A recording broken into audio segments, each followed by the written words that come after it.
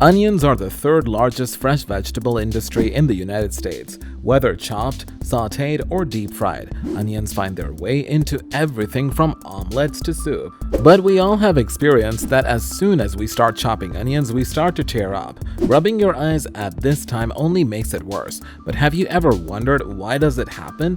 Here we will decide the scientific reason behind the same.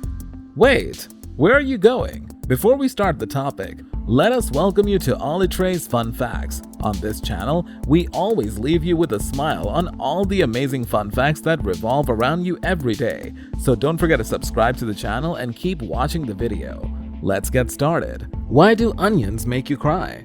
While chopping onions, cells inside the onion are broken and the gas that comes out forms sulfuric acid.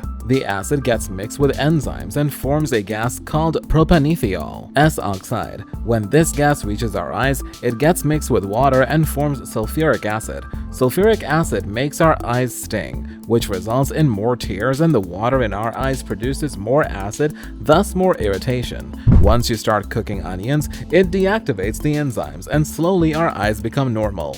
Does the type of onion matter? There are many different types of onions, including some that produce fewer tears. The onions that generate the harshest chemical reaction have lots of sulfur-containing compounds. These include yellow, red, and white onions, and sweeter types, such as green onions, have less sulfur.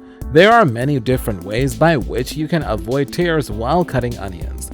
Keep the onions in water after taking off the peel.